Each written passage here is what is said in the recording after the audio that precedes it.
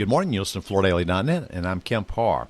This morning my guest is Dean Maddalena, the president of StudioSIX5's. Dean, how you doing? I'm doing great today. How are you doing? I'm good. I've caught you in your office down in Austin, Texas. A little quick background. StudioSIX5, interesting creative name, is based on the founding. You started this business on June the 5th in 2003, right? That's correct. You're an A&D firm, but you're also a member of the Fuse Alliance, which is an organization of commercial contractors. So that's kind of an anomaly, isn't it? Yeah, that's what we specialize as being an anomaly A&D firm. And you focus on senior living. You are a educated architect. You went to Notre Dame and then got your master's in architecture from the University of Michigan. Then after you worked for a while in different cities, you moved down to Austin. One of your first projects was in Japan, and I guess you brought some of that thinking back here. And then you also had a mother who you helped take care of, and so you kind of got influences in Japan and from experiences with your mom, right?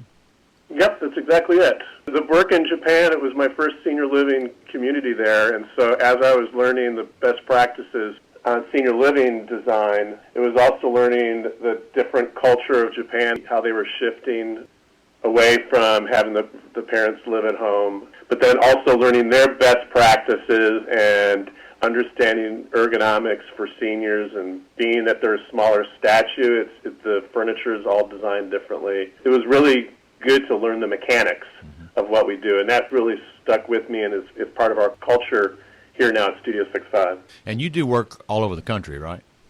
Yes, we're in 34 states right now. I mean, do you have experience in 34, or you have people in 34? So we've completed projects in 34 states. I'm actually a licensed architect in 17 states. Well, explain this relationship of why a design firm would want to be part of Fuse Alliance. Well, senior living firms are a little bit different. The majority of firms in senior living also handle purchasing of all the furnishings. So that's furniture, window coverings, accessories, artwork. That's about one-third of our revenue.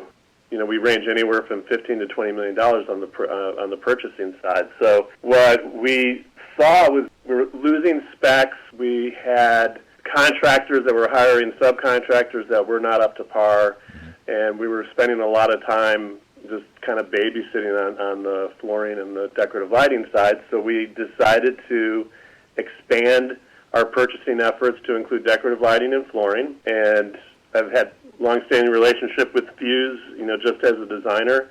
And we worked together to create a way that our specs would be held. We would always make sure that we had a top-quality flooring subcontractor on the project, and we would be able to offer best value to our clients based on volume purchasing. All right, so I see two benefits. You get that margin by being a flooring dealer, and you also get a network of commercial contractors that you get to use on your projects nationwide, right? That's correct. Well, let's talk about flooring in senior living. What are some of the trends there? The real big thing, and I guess we're seeing it across all types of design specialties, is LVT is becoming more and more prevalent, and the quality and the aesthetics have really, really improved, and so that's really expanded. But I would say carpet tiles, at first they were accepted only in small places in the communities, maybe like the fitness area or a specialty room. But as the designs have progressed, it's started being more accepted in metro areas and urban areas, and then that's expanded into tertiary markets. Especially for renovations, they're great because you're not having to deal with broadloom carpets in the renovations and disrupting the residents. You can just bring it up the boxes, and it makes for a lot easier phasing. So that's really been the biggest impact, I would say, and it's continuing to be more and more of what we specify. I guess the category was slow to move to tile because there was a concern that a spill might go down between the seams, and I guess we're beyond that now, aren't we? Yeah, it was that, but it was also the aesthetic. You see these quarter turn, and it looked really commercial. Yeah. Some of our clients would say, it looks too much like a Walmart or a Target. Right. But now we can show them carpet tiles, and they don't even know it's a carpet tile. Let me ask you, I guess falling is a concern, right? It is. It's one of those things where you fall less on hard flooring, Uh-huh. but when you fall, it's more damaging Yeah. to the residents. So what's really important now is that we specify very low pile height that's very level. Yeah. And the other thing that's really great now is we always had a problem with transitions, but now with the carpet tile and the thicker LVT, they can butt up against each other and either have a chemical weld or don't need a transition strip. And so it makes going from hard surface to carpet surface a lot better. And so we can kind of play with those two together now a lot more than we used to. Isn't one of the trends in senior living now is to kind of have young people there as well? Yeah, it's multi-generational, but what I always say is that these communities always had all generations there. So you have the resident, but then you have their baby boomer child, and then you've got their grandkid, who's a millennial maybe, and then you've got the caregivers that work there that are millennials, and the doctors and the nurses and the like. So these communities always were multi-generational. We just didn't think of it that way. And it's been for a while now that we're designing for all generations.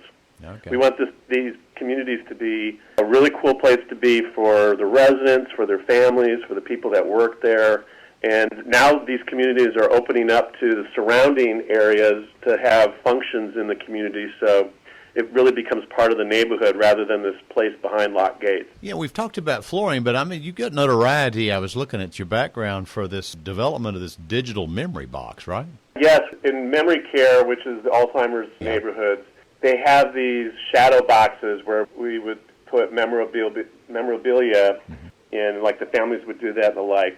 But as I would go through communities, I would find that half of them weren't filled or they were never changed, so they started getting really kind of dusty and stuff. Yeah.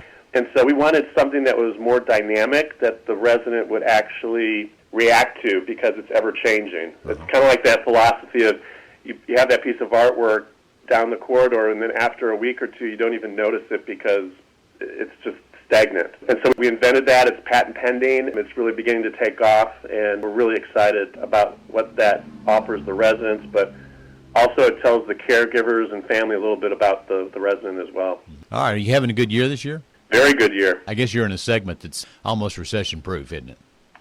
Yeah, well, it slowed down a little bit last year, and all indicators said that it was going to be a little bit slower this year, but surprise, surprise, it's probably been our best year ever. Okay. It's good to talk to you, and thanks for giving a profile to our listeners. Again, been talking to Dean Maddalena, the president of StudioSIX5, and you've been listening to Kemp Harr and FloorDaily.net.